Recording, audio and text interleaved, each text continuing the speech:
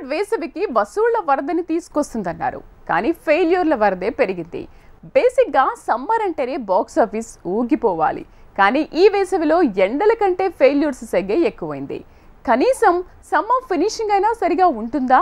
Take a look. బేసిక్గా summer అంటే cinema batch కి వసూళ్ల పండుగొచ్చినట్టే. కానీ ఈ వేసవి వెలవెలబోతోంది. ఒక్కటంటే ఒక్క హిట్ తో సరిపెట్టుకోవాల్సి వచ్చింది. దసరా మూవీతోనే ఓ రకంగా సమ్మర్ షురూ అయింది. అయితే తెలంగాణలో ఈ మూవీ హిట్ అయి సీమాంధ్రలో యావరేజ్ గానే ఆడింది.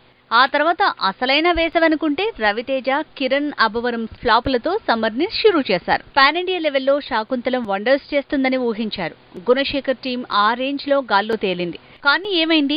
పాన్ ఇండియా సంగతి అటుంచితే లోకల్ గా కూడా ఈ మూవీ ఏం చేయలేకపోయింది. ఇక గోపీచంద్ మూవీ రామబాణం అయితే రొటీన్ ఫార్ములాతో వచ్చి షాక్ ఇచ్చింది. ఈ వేసవిని ఓ రకంగా ముంచేసింది మాస్ ప్రయోగాలి.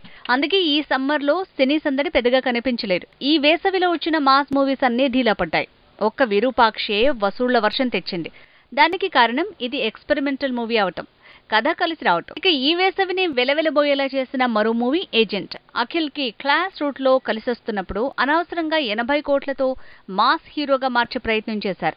కానీ సీన్ రివర్స్ అయింది. ఇక ఈ సమ్మర్ లో అక్కినేని ఫ్యామిలీ నుంచి వచ్చిన మరో హీరో నాగచైతన్య కూడా వడదెబ్బ తినాల్సి వచ్చింది. కస్టడీ మూవీ బైలింగ్వల్ గా వచ్చి 2 భాషల్లో డిజాస్టర్ టాక్ ని తెచ్చుకుంది. సమ్మర్ అంటేనే స్టూడెంట్స్ కి హాలిడేస్.